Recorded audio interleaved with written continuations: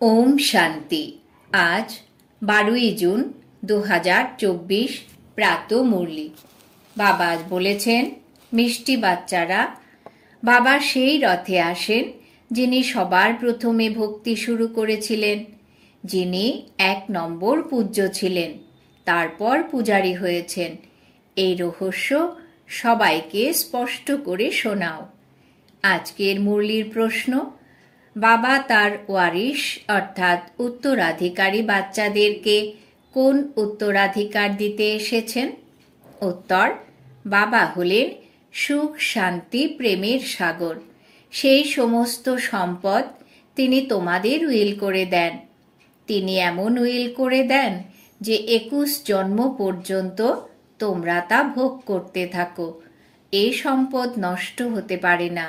তিনি তোমাদের কড়ি থেকে হিরে তুল্য করে তোলেন। তোমরা বাবার এই সমস্ত সম্পদ যোগ বলের দ্বারা প্রাপ্ত করো। যোগ ছাড়া এই সম্পদ প্রাপ্ত করা সম্ভব নয়। ওম শান্তি। শিব ভগবান উবাচ, এখন নিরাকার শিব ভগবানকে তো সবাই মানে। নিরাকার শিব হলেন একজনই, যাকে সবাই পূজা করে। বাকি দেহধারী যারা আছে তাদের সাকার রূপ আছে। প্রথমে নিরাকার আত্মা ছিল, তারপর সাকার হয়েছে। যখন সাকার হয়, শরীরে প্রবেশ করে, তখন তাদের পাঠ শুরু হয়। মূল বতনে তো কোনো পার্টি নেই। অ্যাক্টরস যখন বাড়িতে থাকে তখন যেমন তাদের কোনো পার্ট থাকে না, স্টেজে এলেই তারা তাদের পার্ট প্লে করে। আত্মারাও এখানে এসে শরীরের দ্বারা পার্ট প্লে করে। এই পার্টের ওপরেই সব নিহিত আছে। আত্মার মধ্যে তো কোনো তফাৎ নেই। বাচ্চারা, তোমাদের যেমন আত্মা আছে তেমন এনারও আত্মা আছে। পরমাত্মা বাবা কি করেন, তার কাজ কি, সেটা জানতে হবে। কেউ প্রেসিডেন্ট, কেউ রাজা, এ তো আত্মারই কাজ, তাই না? এনারা হলেন পবিত্র দেবতা, তাই এদের পূজা করা হয়। এখন তোমরা বুঝতে পারো যে এই পড়া পড়ে লক্ষ্মীনারায়ণ এই বিশ্বের মালিক হয়েছেন। কে তাদের এমন বানিয়েছেন? পরমাত্মা। তোমরা আত্মারাও এই পড়া পড়ো। এ হলো অনেক বড় বিষয় যে বাবা এসেই তোমাদের পড়ান আর রাজযোগও শেখান। আর তা কত সহজ! একে বলা হয় রাজযোগ। বাবাকে স্মরণ করলে আমরা শতপ্রধান হয়ে যাই।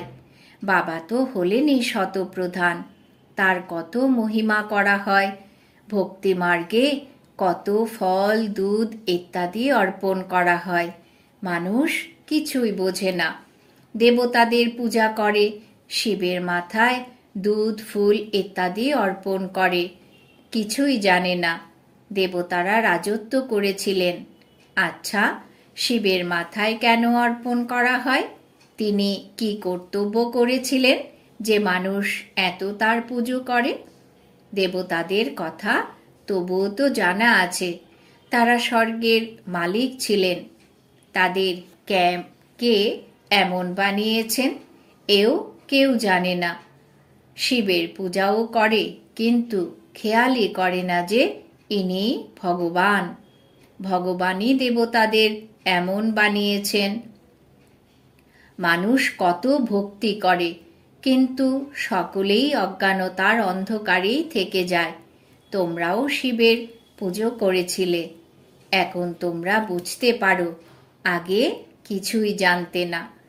তার কাজ কি, তিনি কি সুখ দেন, কিছুই জানতে না। এই দেবতারা কি সুখ প্রদান করেন? যদিও রাজা রানী তাদের প্রজাদের সুখ প্রদান করেন, কিন্তু তাদের তো শিব বাবাই এমন বানিয়েছেন। সকল মাহাত্ম্য শিব বাবার। এরা তো কেবল রাজত্ব করেন, প্রজাও তৈরি হয়ে যায়। বাকি আর কোনো কল্যাণ করেন না। যদি করেনও তাও অল্পকালের জন্য। এখন বাচ্চারা, তোমাদের বাবা বসে পড়াচ্ছেন। তাকে বলা হয় কল্যাণকারী।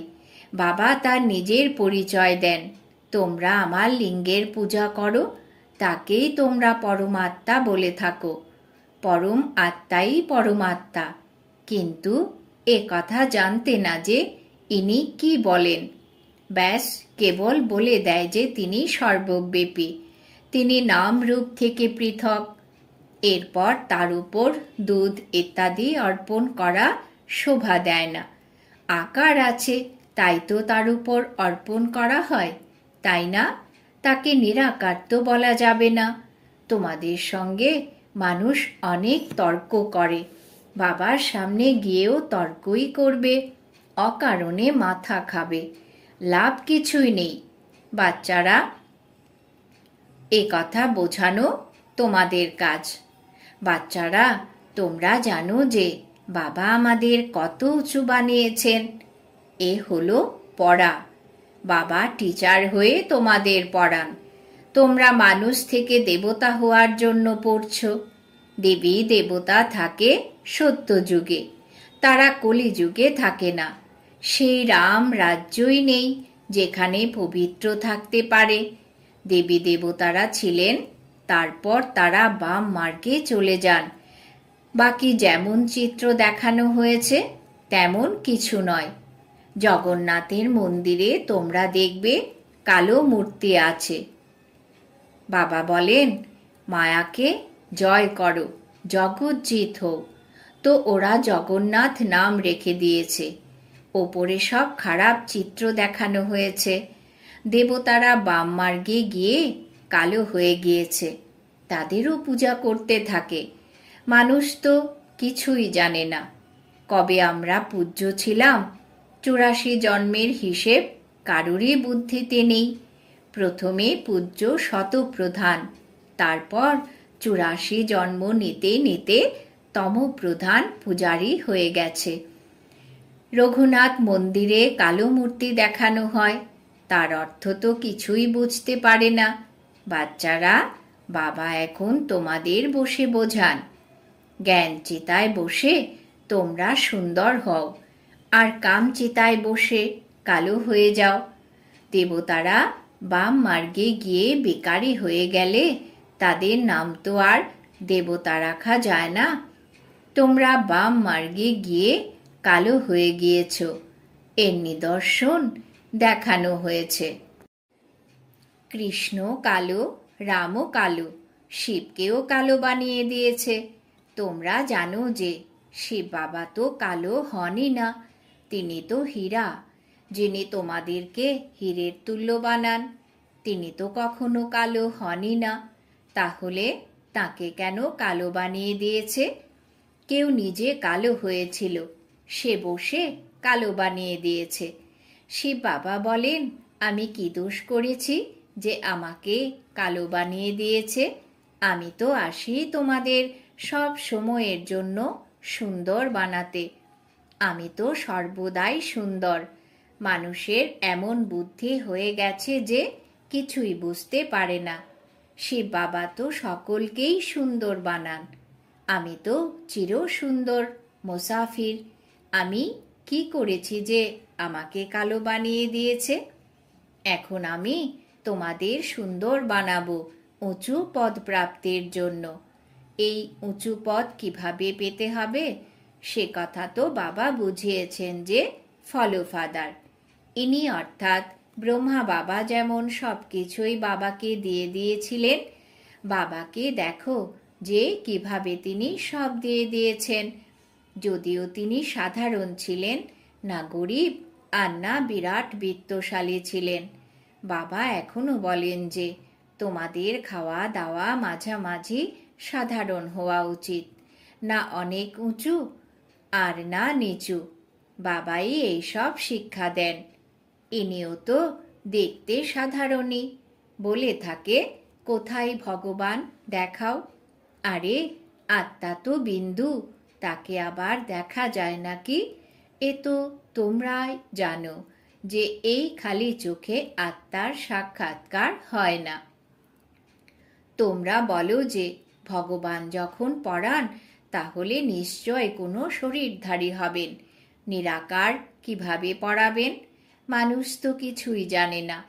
তোমরা যেমন আত্মা এই শরীরের দ্বারা অভিনয় করো, আত্মাই অভিনয় করে, আত্মাই এই শরীরের দ্বারা কথা বলে। তাই আত্মা উবাচ, কিন্তু আত্মা উবাচ এই কথা শোভা পায় না। আত্মা তো বানপ্রস্থ অবস্থায়, বাণীর ঊর্ধ্বে। বাণী তো শরীরের দ্বারাই বলবে। বাণীর ঊর্ধ্বে তো একমাত্র আত্মাই থাকতে পারে। আর বাণীতে আসতে গেলে শরীর তো অবশ্যই চাই। বাবাও জ্ঞানের সাগর, তাই অবশ্যই কারুর শরীরের আধার নেবেন, তাই না? তাকে রথ বলা হয়। না হলে তিনি কিভাবে শোনাবেন? বাবা পতিত থেকে পবিত্র হওয়ার জন্য শিক্ষা দেন। এখানে প্রেরণার কোনো ব্যাপার নেই। এ তো হলো জ্ঞানের কথা। তিনি কিভাবে আসেন, কার শরীরে আসেন? তিনি তো অবশ্যই মানুষের শরীরেই আসবেন। কোন মানুষের শরীরে আসবেন তোমরা ছাড়া এ কথা কেউ জানে না। রচয়িতা নিজে বসেই নিজের পরিচয় দেন। তিনি বলেন, আমি কিভাবে এবং কোন রথে আসি। বাচ্চারা তো জানোই যে বাবার রথ কোনজন। অনেক মানুষই দ্বিধায় রয়েছে, কাকে কাকেই না রথ বানিয়ে দেয়। জানোয়ার ইত্যাদির মধ্যে তো আর আসতে পারেন না। বাবা বলেন যে আমি কোন মানুষের মধ্যে আসব এ তো বুঝতেই পারে না। আমাকেই ভারতেই আসতে হয়। ভারতবাসীদের মধ্যেই আমি কারুর শরীরে আসব। আমি কি প্রেসিডেন্ট বা সাধু মহাত্মার রথে আসব? এমনও নয় যে আমাকে পবিত্র রথে আসতে হবে। এ তো হলোই রাবণ রাজ্য। এমন গানও আছে, দূর দেশের অধিবাসী। বাচ্চারা এও জানে যে ভারত হলো অবিনাশী খণ্ড, তার কখনোই বিনাশ হয় না। অবিনাশী বাবা অবিনাশী ভারত খণ্ডেই আসেন। তিনি কোন শরীরে আসেন তা তিনি নিজেই বলে দেন। আর তো কেউ তা জানতে পারে না। তোমরা এও জানো যে তিনি কোনো সাধু মহাত্মার মধ্যেও আসতে পারেন না। ওনারা হলেন নিবৃত্তি মার্গের হঠযোগী। বাকি রইল ভারতবাসী ভক্তরা। এখন ভক্তদের মধ্যেও কোন ভক্তের মধ্যে আসবেন? দীর্ঘদিনের ভক্ত প্রয়োজন, যিনি অনেক ভক্তি করেছেন। ভক্তির ফল তো ভগবানকে দিতে আসতেই হবে। ভারতে ভক্ত তো অনেকই আছে। বলবে, ইনি অনেক বড় ভক্ত, এনার মধ্যে আসা উচিত। এমন তো অনেক ভক্ত হয়। কালই যদি কারুর বৈরাগ্য আসে তাহলে ভক্ত হয়ে যাবে। সে তো এই জন্মের ভক্ত হয়ে গেল, তাই না? তার মধ্যে আসবেন না। আমি তার মধ্যেই প্রবেশ করি যিনি সবার প্রথমে ভক্তি শুরু করেছিলেন। দাপট থেকে এই ভক্তি শুরু হয়েছে। এই হিসেব নিকেশ কেউ বুঝতে পারে না। এ কত গুপ্ত কথা। আমি তার মধ্যে আসি যিনি সর্বপ্রথমে ভক্তি শুরু করেন। 1 নম্বর যিনি পূজ্য ছিলেন তিনি আবার 1 নম্বর পূজারীও হবেন। তিনি নিজেই বলেন, এই রথই প্রথম নম্বরে যায়। তারপর 84 জন্ম ইনিই নেন। আমি এনারই অনেক জন্মের অন্তেরও অন্তিম সময়ে প্রবেশ করি। এনাকেই আবার 1 নম্বর রাজা হতে হবে। ইনি অনেক ভক্তি করতেন। ভক্তির ফল এনার পাওয়া উচিত। বাবা দেখান যে তোমরা দেখো ইনি কিভাবে আমার প্রতি সমর্পণ করেছেন, সব কিছু দিয়ে দিয়েছেন। এ তো বাচ্চাদের শেখানোর জন্য অর্থেরও প্রয়োজন। ঈশ্বরের এই যজ্ঞ রচিত হয়েছে। ক্ষুধা এনার মধ্যে অবস্থান করে রুদ্র জ্ঞান যজ্ঞের রচনা করেন। একে পড়াও বলা হয়। রুদ্র শিব বাবা যিনি জ্ঞানের সাগর, তিনি জ্ঞান দান করার জন্য এই যজ্ঞের রচনা করেছেন। এই অক্ষর সম্পূর্ণ সঠিক। স্বরাজ্য স্বরাজ্য রাজস্ব স্বরাজ্য লাভের জন্য এই যজ্ঞ। একে যজ্ঞ কেন বলা হয়? যজ্ঞে তো ওরা আহুতি ইত্যাদি দেয়। তোমরা তো ঈশ্বরীয় পাঠ পড়ো, তাহলে কি আহুতি দাও? তোমরা জানো যে আমরা এই পড়া পড়ে বুদ্ধিমান হয়ে যাব, এরপর এই সম্পূর্ণ দুনিয়া এতে সহা হয়ে যাবে। যজ্ঞে পরের দিকে যা কিছু সামগ্রী আছে সবই দিয়ে দেওয়া হয়। বাচ্চারা, তোমরা এখন জানো যে আমাদের বাবা পড়াচ্ছেন। বাবা তো খুবই সাধারণ মানুষ, কি জানবে? ওই বড় বড় মানুষদের তো অনেক বড় বড় মহিমা হয়। বাবা তো খুব সাধারণভাবে বসে আছেন, মানুষ তা কি করে জানবে? এই দাদা তো জহুরি ছিলেন, শক্তি তো কখনো দেখা যায় না, কেবল এ কথা বলা যায় এনার মধ্যে কিছু শক্তি আছে।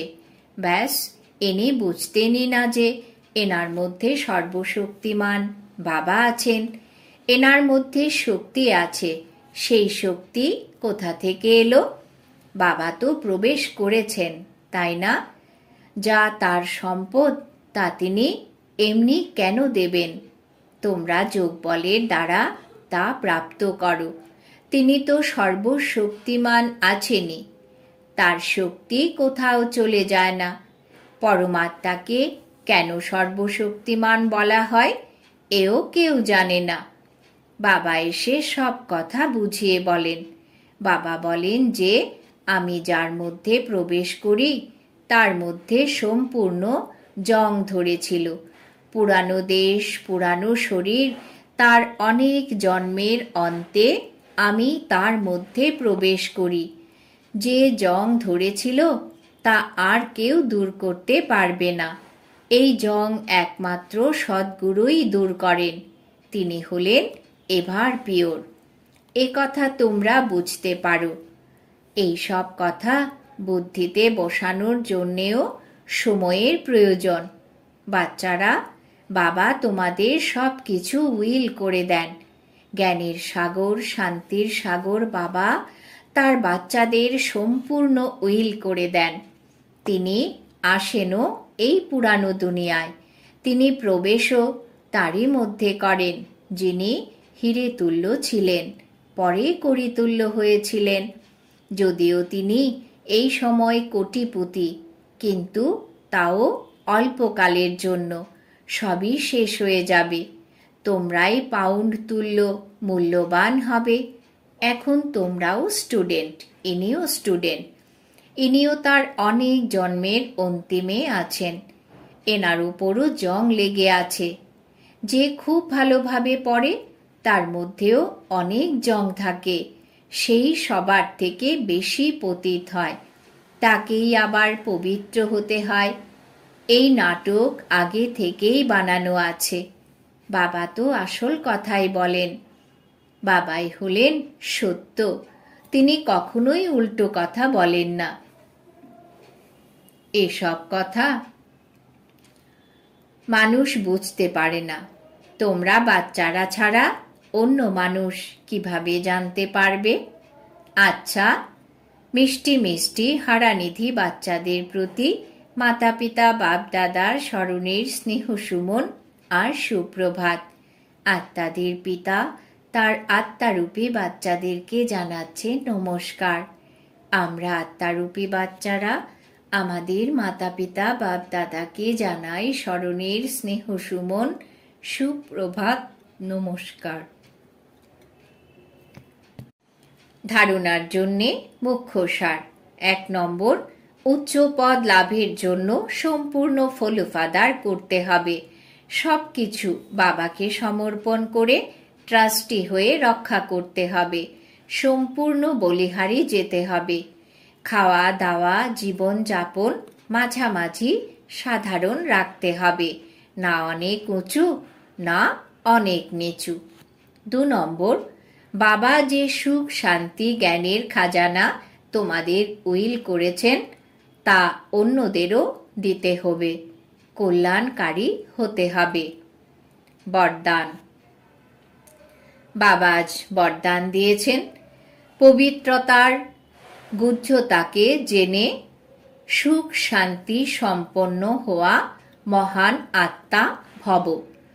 পবিত্রতার গুহ্যতাকে অর্থাৎ গভীরতাকে জেনে সুখ শান্তি সম্পন্ন হওয়া মহান আত্মা ভব। ব্যাখ্যা: পবিত্রতার শক্তির মহানতাকে জেনে পবিত্র অর্থাৎ পূজ্য দেব আত্মা এখন থেকে হও। এমন নয় যে অন্তিম সময়ে হয়ে যাবে। এই অনেক সময়ের জমা হওয়া শক্তি অন্তিম সময়ে কাজে আসবে। পবিত্র হওয়া কোনো সাধারণ কথা নয়। ব্রহ্মচারী থাকে, পবিত্র হয়ে গেছে, কিন্তু পবিত্রতা হলো জননী। তা যে সংকল্পের দ্বারা বা বৃত্তির দ্বারা কিংবা বাণীর দ্বারা অথবা সম্পর্কের দ্বারা সুখ শান্তির জননী হওয়া, একে বলা হয় মহান আত্মা। স্লোগান: উঁচু স্থিতিতে স্থিত হয়ে সকল আত্মাদেরকে কৃপার দৃষ্টি দাও, ভাইব্রেশন ছড়িয়ে দাও। উঁচু স্থিতিতে স্থিত হয়ে সকল আত্মাদেরকে কৃপার দৃষ্টি দাও, ভাইব্রেশন ছড়িয়ে দাও। আজকের সমান আমি মহান আত্মা। ওম শান্তি।